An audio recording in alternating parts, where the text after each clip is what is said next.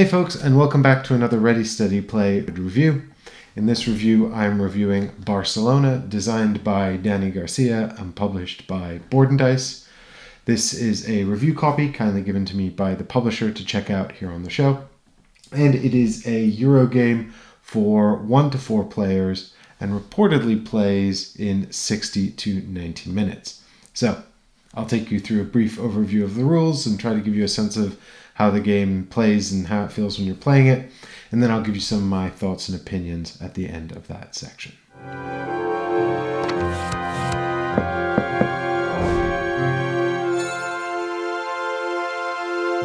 So here you can see I've got Barcelona set up for a 2-player game, albeit with just one set of player pieces laid out for the purpose of this example. I've also got 2 citizens there for the orange player. Barcelona, you are going to be placing citizens into the city and then building buildings out there as well as streets.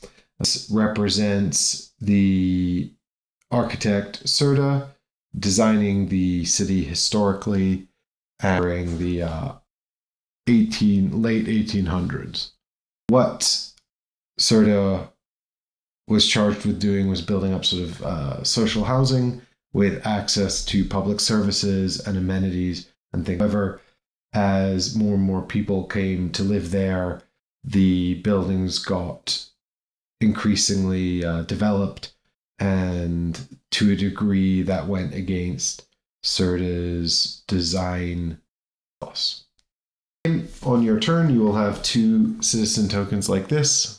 There is an entire bag full of them, and within the bag there are the 3 different colors. You've got the working class, which is green, the middle class, which is pink, and the upper class, which is blue. And so you can see here we've got a big bag with lots of different tokens inside, but you'll always have 2 on your turn, and they will be kept face down. Only you know which 2 colors you have. On your turn, you will take the 2 tokens that you have, and you will decide an order with 1 on the top and 1 on the bottom, and then you will place them at any intersection on the game board. So you can put these out at any one of these intersections. And then what you're going to do is you're going to check the horizontal axis and the vertical axis, and these are going to point at 2 action symbols. You'll then get to take those 2 actions in any order you want, and after that, if you can build a building, then you'll take one of these building tiles here, you'll flip it over and place it on the board, and you'll place one of your building markers on it. And that's your turn. Now, this building can absolutely not be built there. That's illegal, but let's pretend for a minute it can. The buildings are looking for different citizens in different corners around it. So cost here for this building is any 2 citizens. You can see there are 2 citizens adjacent. So when I put this building out, I'm first going to get the benefits shown on it, which happens to be a step up the Cerdà track, and I'm going to flip it, put my ownership disc on it to show that I built that, and the 2 citizens that were used to pay the cost, they travel down to their respective tracks, falling into the spots. And you can see we've got some pieces out here already because this is a 2-player game. When these tracks fill up, this is going to be the end of the game. So when the citizens reach the dark space at the end of the track, we'll proceed to a Cerdà scoring. So you can see that there is 1, 2, 3 interim scorings, and then we will go to final scoring. You're going to be getting points from all over the place, but you've got a big track around the outside that goes up to 100, and what you can't see here are 200 and 300 point chips, so this is a very high scoring game. Now, what we're doing here is developing our player board, and we're managing the 2 currencies that exist in the game as well, money and cloth. We start with 1 of each. So here we've got our player board, and along the bottom here our warehouse, where we've got 1 coin and 1 cloth to start the game, and we will be able to hold more up to our limit. We can unlock additional spots, which are with endgame scoring, when we take the action to place these paving stones. These are the cobblestones that are going to be used to build the pavements or sidewalks, if you're an American, in the city. We're also going to be building narrow roads wide roads and intersections onto the board. We've also got this little tram, which starts on our player board here, but very quickly is going to go out onto the main game board, and it's going to travel along the roads, earning us points and dropping off these passengers along the way, which is going to unlock, again, more end game scoring points. We just have to be ready to pay the cost. Now, in a minute, I'll take you through the most important scoring consideration in Barcelona. Because if you don't know about this, then you will probably not win the game. But as you can tell, you get a sense of upgrading your player board, putting out the pieces, building the city. All of these things come with points benefits anyway. So you'll be getting points all the time for doing those things. Building the buildings I just showed you gets you points. Points come from everywhere. But there is a big endgame scoring condition that you must consider and be working towards throughout the game, because everyone else will be developing their own, and there's a lot of points on offer there. These are called the Modernisme tiles, and this is functionally just a little marketplace of Modernisme tiles. When you take this action shown here, you'll be able to collect one of these tiles, and you'll be able to place it onto your player board. Now what you can see here is that you've got 5 spots for Modernisme tiles on your player board, and when you collect one, you must put it into one of these spots. The one on the left has no cost at all, while the one on the far right has the highest cost, a coin and 2 cloth. You must pay this cost from your warehouse when you put the token down, and what this is an end game scoring condition. So at the end of the game, we're going to check to see if you've met this criteria. And then for each instance of this criteria, you're going to earn these points with this multiplier. So you can see that this spot is inherently better than this spot because it starts at a 2. However, there's a separate action that allows you to upgrade this provided you pay the cost. So you pay that cost of 1 to upgrade this as well. So what you're doing here is effectively building your own endgame scoring criteria. This is really, really important. You should be doing this. You should do as many as you can, even all 5, and then you should also make sure you meet these criteria, because there's a lot of points on offer here, and if you ignore this and you don't do it, then you will really suffer in the endgame scoring. The final part of your player board is the Sagrada track, and when you get the opportunity to move along the Sagrada track, every time you pass over one of these gaps, you can go over here to this marketplace, which has 4 levels of Sagrada tiles, and you can select one for the appropriate level. So they go 1, 2, 3, 4. So you take one of the 4 for the level that you're on, and these are first come, first served. So once people start claiming them, then they'll be gone. And you'll take that to your player board, and you'll just slot it into this spot here as the token moves along. And then you'll get some benefits shown here, and the next time the token passes over the spot, you'll get to take from the next level of the Sagrada tiles. And so what we've got here are all the different actions available in the game. And I mentioned on your turn, you're going to put down 2 citizens and then take the 2 corresponding actions.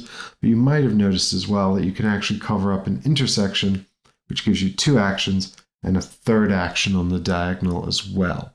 So that's an extra action that you'll get to do coming in here. All of these actions are tokens. There's a default setup printed on the board, so you can just use the default setup. But you can also randomize which actions are in which different locations, which adds some variability and replayability to the board.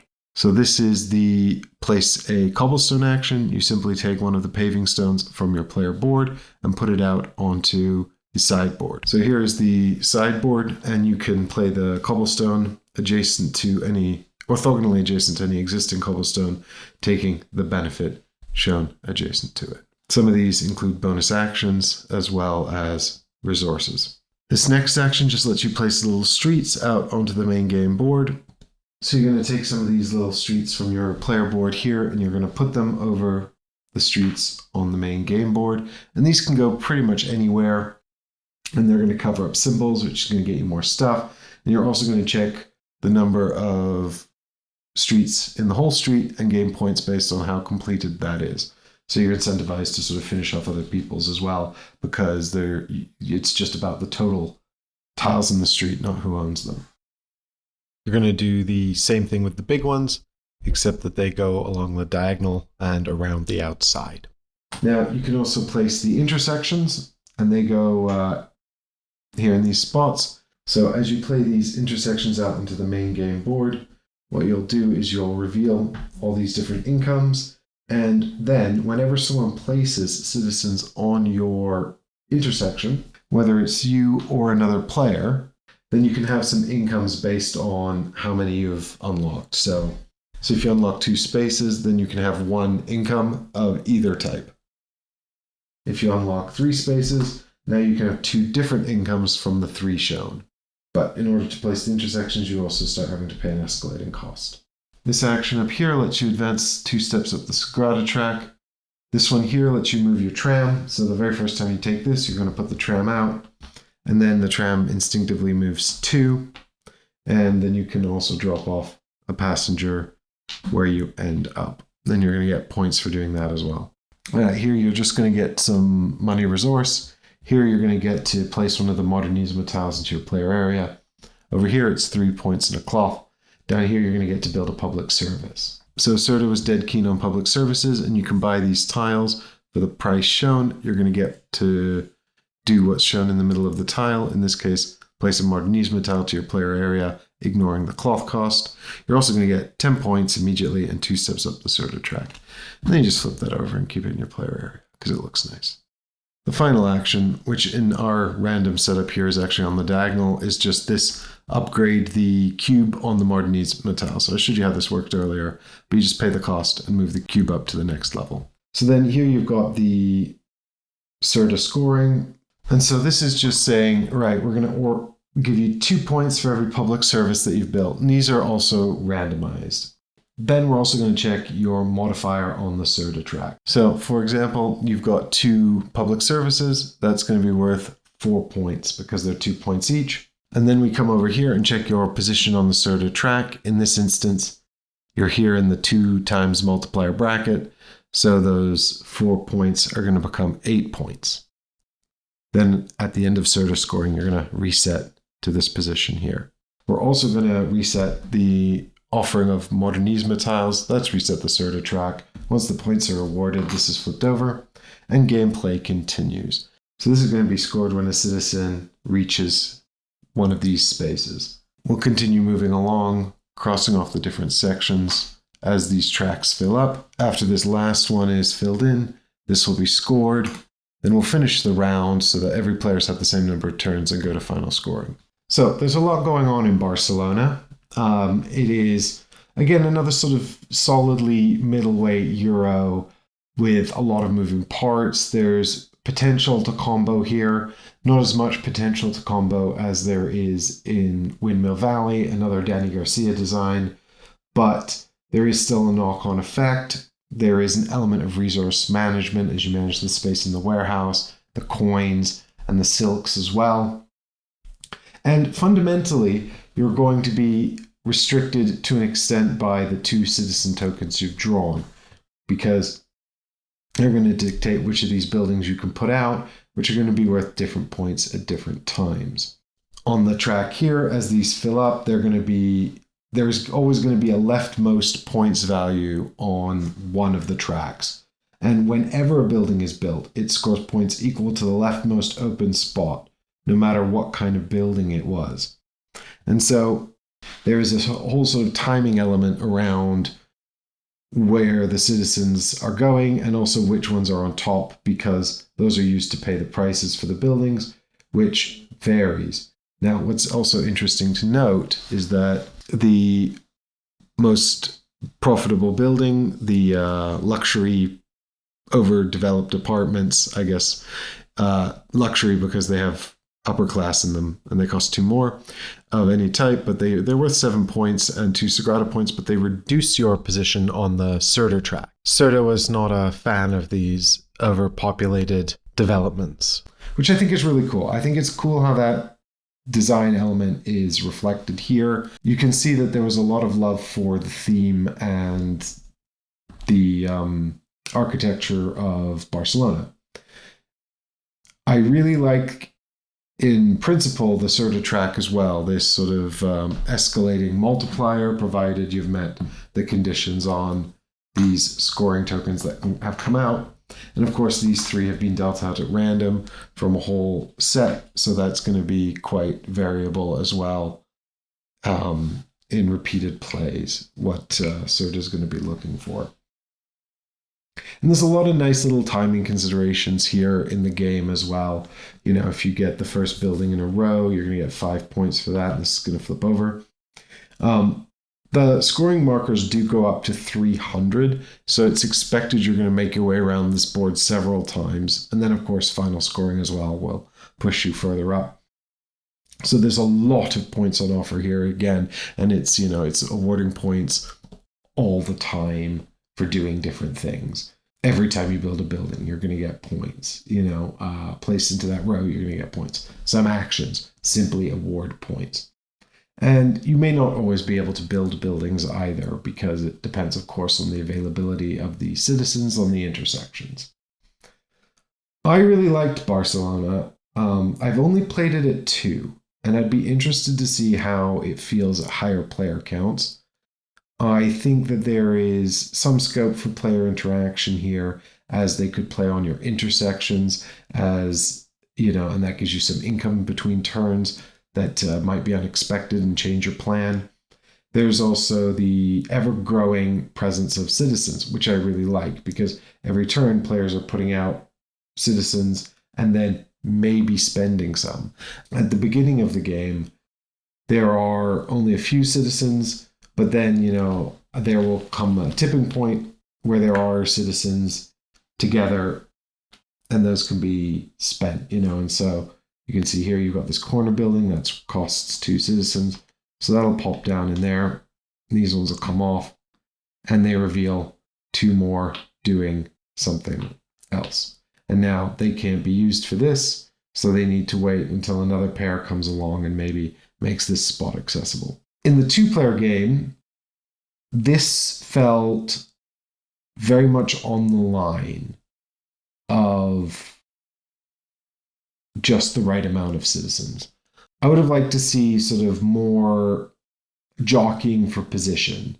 You know, it kind of felt like, because of course the citizens are tied into the actions, it kind of felt like there was a really nice weighing up of the actions you wanted to take with the opportunities for building buildings that you wanted to give to players. Now, it's worth noting that you must build a building if you can. It's not optional, which is a really interesting criteria. I'm not sure why you wouldn't want to build the building. Maybe it's because of the negative Cerdà values on some of these tiles, but more on that in just a minute. But I would have liked to see maybe the board filling up with people faster, so that there was a little bit more sort of consideration around the actions you're taking against the opportunities you're opening up for other players. Because I found typically what would happen is someone would play 2, and this would immediately allow them to build a building, and then there'd be sort of like a period of downtime with no buildings being built until suddenly an opportunity opened up. But usually by your own making, or it was usually sort of very opportunistic seizing of moments. There wasn't a lot of sort of like, it almost felt like taking the right actions was probably more beneficial than planning ahead to the buildings, especially because it was hard to set yourself up in the 2-player game, especially set yourself up and then profit from it, because someone else could always nip in and take a position to build a building if you'd made that available. The Cerdà track I also really like in principle. I think it's a really cool sort of scoring barometer, and I really like the way it ties into the theme, where, you know, if you're sort of doing things in line with what Cerdà liked, then you're going to get more points, and Cerdà's sort of ideology is represented down here along these different criteria. That's great.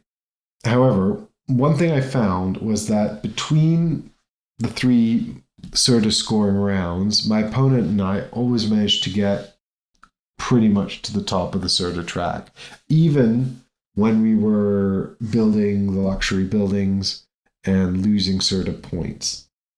And for example, here on the luxury building, it gives you -2 Cerdà points, but +2 Sagrada steps.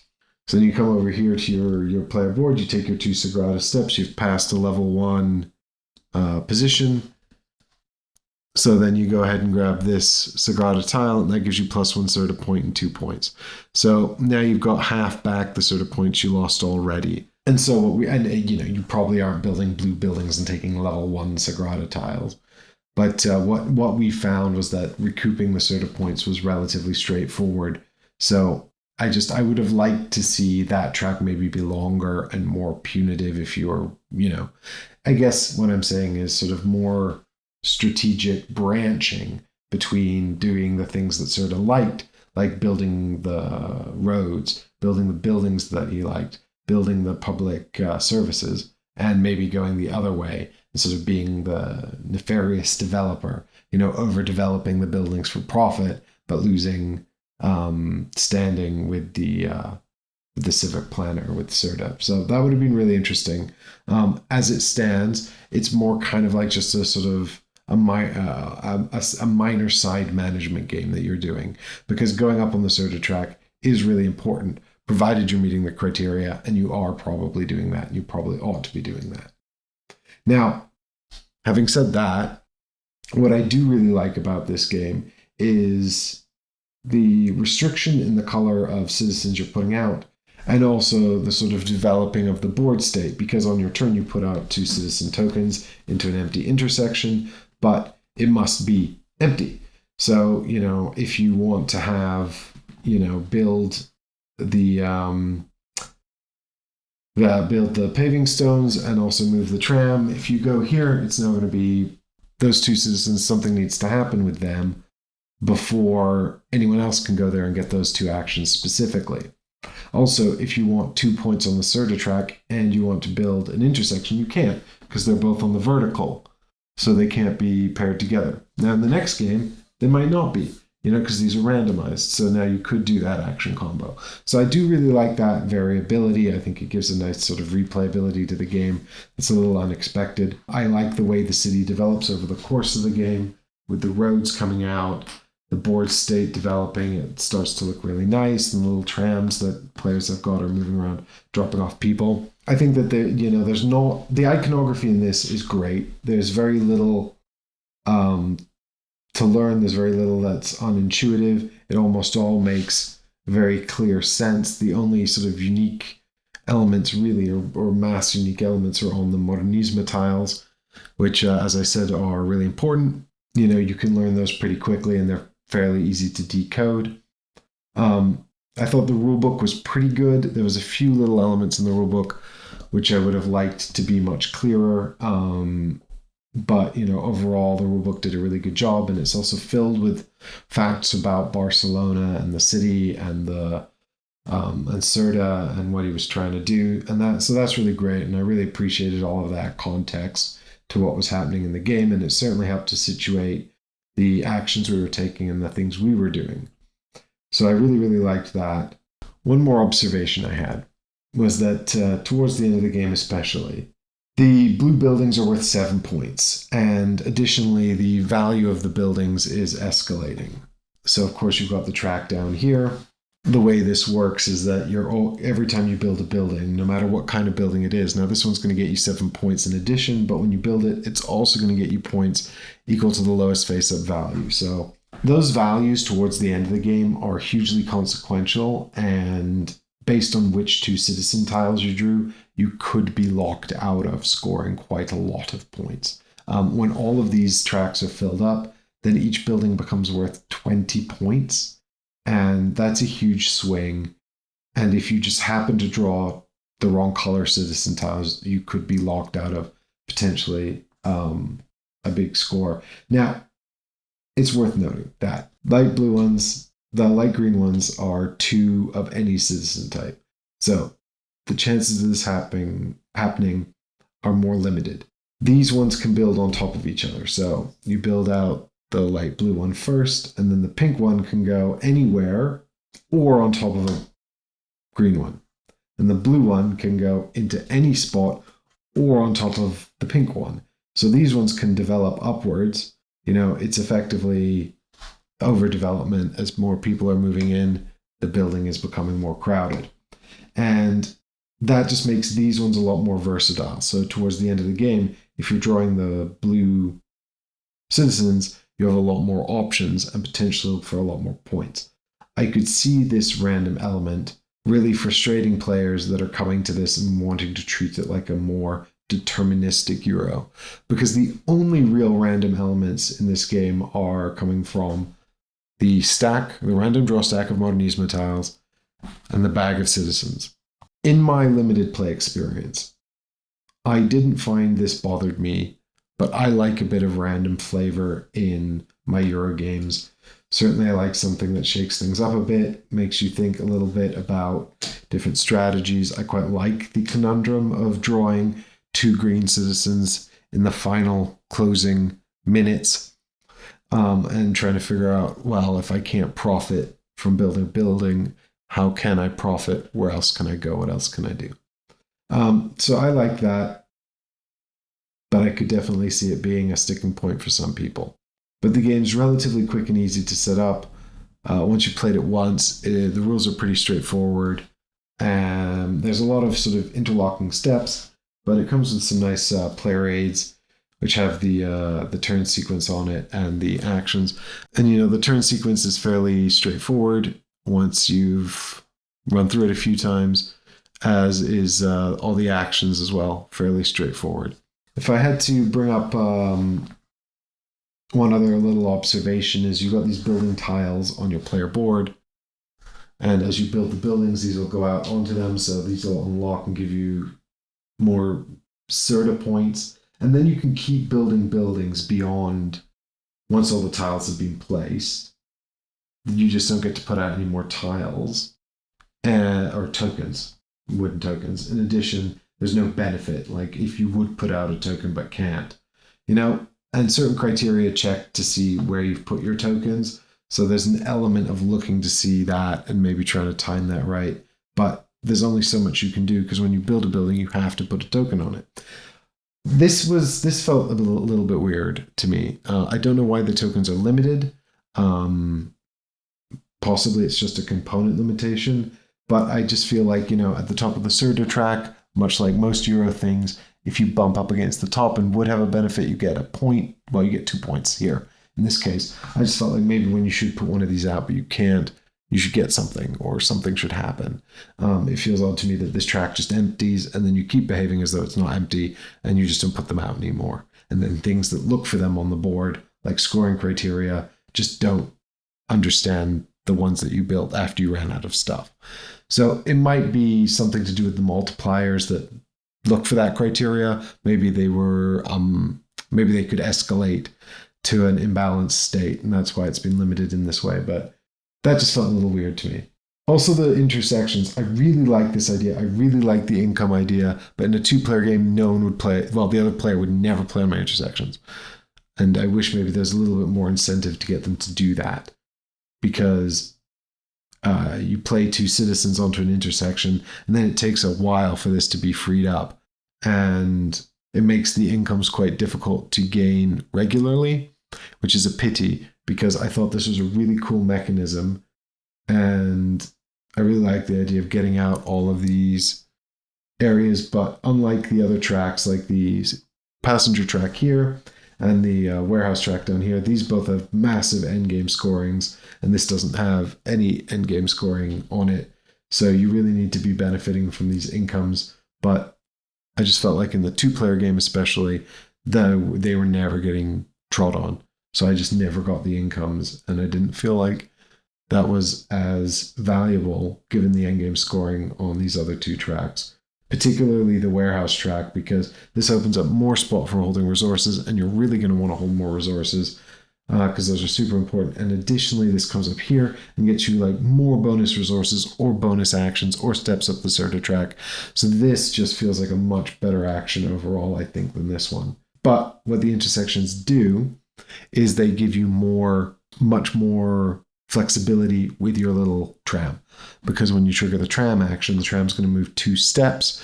It moves along those spaces, but each step it moves doesn't count if it's on your color. So, for example, I could move 000112. And so the tram can zip around a lot more quickly if you've got intersections. So there's some incentive to building those as well. But overall, a really nice puzzle. I think if you're into Barcelona as a city, like if you've lived there or you've got experience being there, I think you're really going to get a kick out of this one. If you like Euro games, you're really going to like this one. This is definitely for, again, the crowd of people that like these sort of Euro style points bonanzas. This is not worker placement. This is sort of interesting action selection system, in this case, placed to citizens at an intersection to gain the 2 benefits. Again, this has sort of a lot of comboing because you get 2 or 3 actions on your turn, and then you can resolve them in any order. And for example, if you're placing the sidewalk tile, and then you've also got to move the tram, if you resolve the sidewalk tile, you could even place that in a spot that lets you place roads. So then you could place those roads out before you move the tram, thus allowing you to move it further because you're putting out your own roads. So again, if you're the kind of person that sort of suffers from optimization paralysis and you like to roll back your turns as you try different things, this is probably not a great choice for you because, again, there's so many moving parts that you can't really easily go back and change everything. Believe me, it's just there's a lot going on and everything is scoring you points. Every time you place a road, you're going to get points. Whenever you move the tram, you're going to get points. You're going to have that opportunity to drop off a passenger as well. But if you really like those, again, sort of knock-on effect, comboing things with those opportunities for sort of really micro optimization, then you're really going to get a kick out of this one as well. I think this is another Danny Garcia design that sort of delivers on that promise. And for what it's worth, of Danny's designs that I've played, this one's my favorite. And I think the board's a really nice color. And I think the pieces are really, really cute. And I like the way it comes together in the end. And I'd be happy to try this at higher player counts. I think I'm a little concerned about the downtime at 4, but I'd certainly be willing to give it a shot. And the interaction around building up the city and the civilians coming out, I think could be really interesting. I'm a little concerned that the board state might change so radically between my turns. I can't really plan ahead, so maybe 3 might be the sweet spot for this. I certainly enjoyed it at 2, and I'd be willing to play it at 4 as well. So this one, I'll probably keep this one around in my collection for a while longer. It certainly plays quite quickly as well. Like, when we were playing 2-player, it says 60 to 90 minutes on the box. We actually got through this the first time we played it. It was less than 90 minutes and we hadn't played before. So, it's quite a lot of crunch for something that zips along quite quickly. A solid, if any of this has appealed to you, then certainly try and check out Barcelona, see if you can get a game in. But as I said before, if you're into those really sort of heads down calculational optimization Euros, then I think that the randomization of the bag, particularly in the 3rd act of the game, might just be a deal breaker for you. So maybe if that's bothered you in the past, this is a try before you buy. If you liked Tilitum, if you like Marco Polo, if you liked Ragusa, then this is a game that sort of falls into a similar sort of vein of player interaction and action selection. So if you liked any of those, certainly give this one a try. I really rate Marco Polo 2, although I know that that's people's less preferred version of the game. So I also recommend checking that out if you haven't had a chance. And Tilitum as well, which is also from Board and Dice, another one, but that's a fair bit heavier than this, I think. So if you're worried about the weight of that, this might be a better starting place. Anyway, thanks so much for watching. I'll catch you all in the next review. Bye for now.